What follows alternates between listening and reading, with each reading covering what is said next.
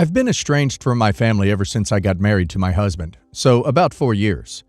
Although our relationship was rocky before that, both of our families have hated each other for a long time, for a reason unrelated to our relationship. And they thought by dating and marrying my husband, I had committed the ultimate betrayal, humiliation, so they disowned me. A few months ago, my sister reached out to beg me to give her money, so she could leave her boyfriend. According to her, our family adored him and were refusing to help her as they thought she was making all of the up. She told me she was terrified for her life and I was her only option. So I helped her. It turns out it was all a massive scam so my family could screw with my husband, in-laws. My husband didn't want to hear about my reasoning behind why I helped. He and his family were so angry at me for falling for it, and he decided he wanted to separate.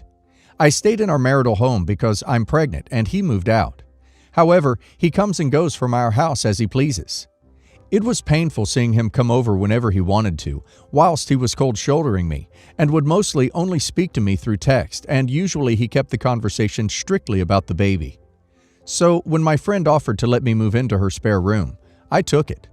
I didn't tell my husband I was moving, and I left the house the day before Christmas Eve. It took my husband until 2 days ago to finally notice I wasn't there anymore. He sent me a text asking me where I was, and I told him I had moved out. He was so furious he finally stopped giving me the cold shoulder and called me to demand I tell him where I was. He said I was being immature and I needed to come back home.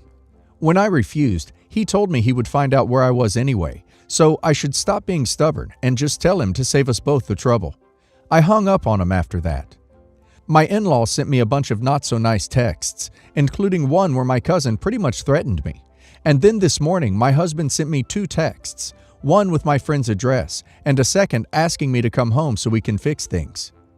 I don't know what to do now. I'm angry at him, but I really don't want to be a single parent, especially since I can't see my family ever forgiving me now that I'll always be tied to my husband, in-laws. What do I do? Sorry, but why do you need to come back home if you're separated? Maybe you should remind him of what being separated means. It sounds like you make this legally binding. Get a freaking divorce ASAP and get a formal custody agreement and payment for the child. It's really silly to do this informally. You're either not married or you are.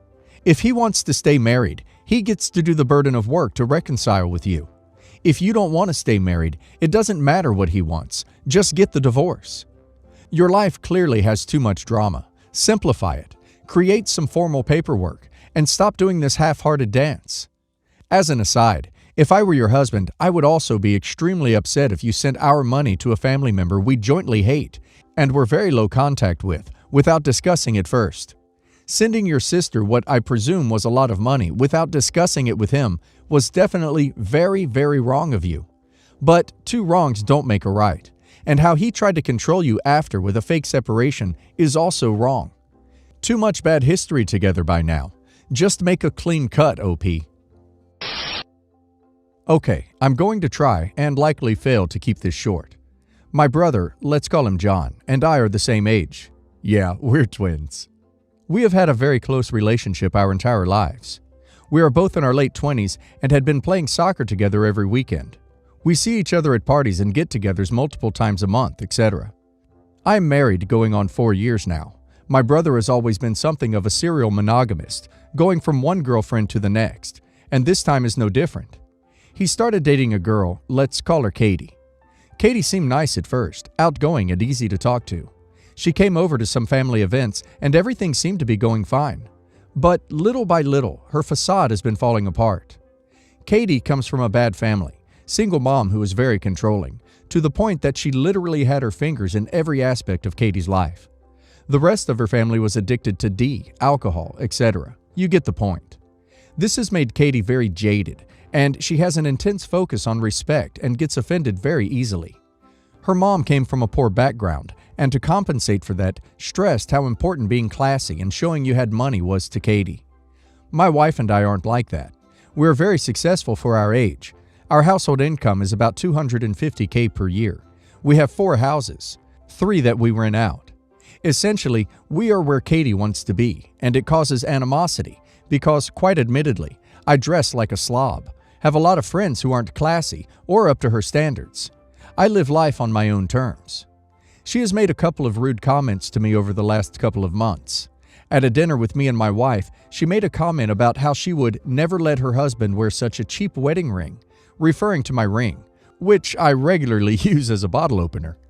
She also made a comment once at a barbecue at my house that my pants looked shaggy and it looked like I couldn't afford better clothing. I confronted her and my brother about these comments as nicely as possible, and they took very much offense to it.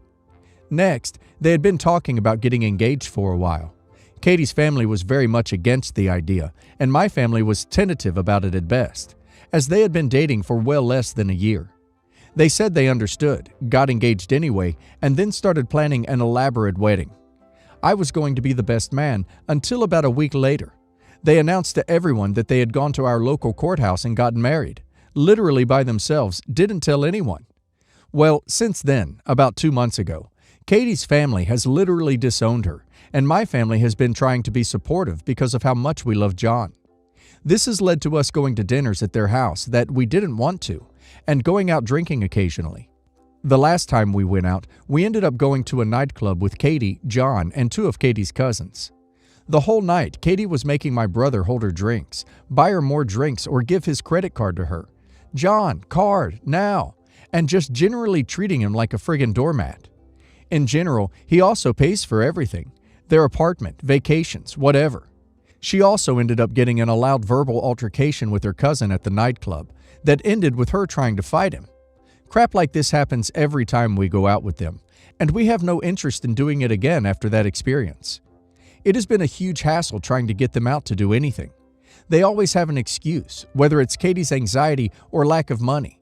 But if they invite us to something and we decline, Katie gets super offended and blows up at us. I haven't seen my brother without her in months. He never goes to events with our friends anymore, and we don't play soccer at all. I asked him if he wanted to play yesterday, and he informed me that weekdays were for the wife. Well, so apparently are weekends, and every day of his life now.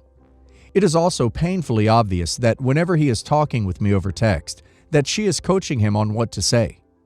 My brother also asked me a couple days ago if Katie could stay at our place for a week while he was in New Orleans for work, as she did not like being alone. This, to me anyway, was a huge ask. We both have very demanding jobs and responsibilities, and don't just want someone living with us for a week. I was honestly a little floored that John couldn't find an hour to spend with me during the week, but felt it was okay to ask if his wife could live with us for a week. At the end of the day, I just don't know what to do. I want to keep a relationship with my brother, but she's beginning to make that impossible and too difficult. I have a demanding job and manage my own household, the 3 rentals, a dog, etc., and don't have the time or energy for this crap that Katie is pulling. Advice would be greatly appreciated. You tell him no, it is an inconvenient time to have her stay. If he pushes, you say, I hear that she is anxious. Is she in therapy? It's concerning that she can't be alone. You keep inviting him to do things that are just the 2 of you, and when he declines, you say, that's too bad. I miss having one-on-one time with you. You respond to any rude comment she makes with confusion. Why would you say that about my pants? Help me understand. If I didn't know any better, I'd think you were being purposely rude. Let's keep it classy and refrain from insulting each other. If you do get a chance to speak with him alone, you say things like, bro, you know I'll support you no matter what. If you ever need to talk about anything, I'm here. I know the first year of marriage can be hard. If he shares more, you focus less on her as a problem and more on understanding his choice to be with her and to engage in behaviors in the relationship that are concerning. So it sounds like you're doing a lot for her to show her how much you care. What are some of the ways that she shows you that she cares? Or it sounds like there has been a lot of family criticism. Maybe it would help if each of you were speaking to a separate therapist or counselor in order to get a neutral perspective and additional support. Losing her family can't have been easy for her, and supporting her alone can't be easy for you. Sounds like you both could benefit from talking to someone. If he opens up more fully, then you share direct concerns. If she blows up at you for not attending, ask him directly if he is similarly angry, and then invite him to talk to you about it. Over coffee next week. Oh, and you and your partner should respond frankly to comments such as, I would never let my husband do X, Y, and Z, with comments like, oh, I don't try to dictate what my partner wears. Who really cares about things like the cost of a wedding ring? Isn't the health of the marriage more important? I can't even imagine trying to control what a child wears past age 6 or so. Comments like that might give her a chance to reflect and think. She's young, and it's clear she was raised with messed up values. It's not your job to teach her, but if she has any capacity for introspection whatsoever, that may be enlightening for her. When she gets upset, you politely disengage. You set boundaries such as, "Last time the fighting was miserable. We're happy to come, but if fighting starts, we'll have to duck out." Over Thanksgiving weekend, he and I went and visited my father's side of the family. We discussed with the whole family our wedding details, our plans to send out save the dates that week, and told everyone to expect one in the mail soon. To introduce our characters, Stacy, 50 female, is my father's sister. She has a history of being crazy, causing a lot of family drama. About once a year, she gets drunk and disowns everyone in the family. Anna, 24, is Stacy's daughter, my cousin. She and I grew up together and were extremely close until she married a Marine and became ultra-conservative and moved across the country. We were still on great terms. She is my parents' goddaughter. She inherited the crazy gene. My mother, 55 female, taught kindergarten for 25 years and is now a hospice nurse. She is the sweetest lady, down to earth and accepting, and has never said a bad word about anyone in her life. She grew up in a military household, moving every year with her father, who was in the Army. This is significant. During the gathering, Anna FaceTimed her brother and the phone was passed around. Everyone had a chance to talk to her, including fiancé and me. I also had a long discussion with Stacy about requesting off of work for the weekend of my wedding. The evening ended and we drove home. The next day, my father called me to tell me that night Anna's mother, Stacy, got drunk and began sending my mother horrible Facebook messages. She said that Anna was very upset my mother talked to her at Thanksgiving because my mother had told Anna that she is a horrible military wife at another cousin's wedding over a year ago. My father didn't want to repeat the other things that Stacy said, but said that my mother was devastated, shocked, and confused. She vaguely remembers talking to Anna about being a military wife due to their shared experience, but it wasn't a memorable conversation, and there was nothing hostile about it. Stacy sobered up in the morning but refused to apologize, standing by what she said and claiming she was defending her child. My parents took some time to cool down, and then my father messaged Anna on Facebook, saying that they love her and this is a misunderstanding. My mother grew up in a military household and understands how difficult it is to be in Anna's position. They are her godparents and want to resolve the issue. He asked her to clarify what she believed had happened and what she had told her mother. It's been a week and he hasn't received a response. My family has always been extremely close, and my parents, especially my father, have time and again drilled into my head to never ever cut off family ties, to always try to make peace and work past differences in beliefs, etc. My parents are the no-drama, super chill family members. It came as a huge shock to me when he asked me to refrain from inviting Anna and Stacy until they apologized to my mother. I talked to my fiancé about the situation, and he agrees with my father and believes that even if they do apologize, he would prefer to cut them out altogether because he doesn't want toxic people like that in our life.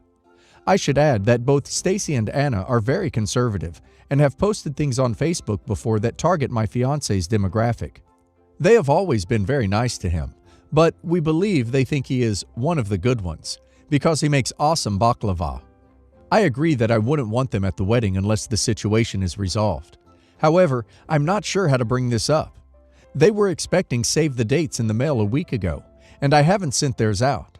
They will be figuring this out soon because I'm obviously inviting Stacy's other children, Anna's brothers, 19-27 males, who do not live at home and are not crazy and dramatic like the women in their family.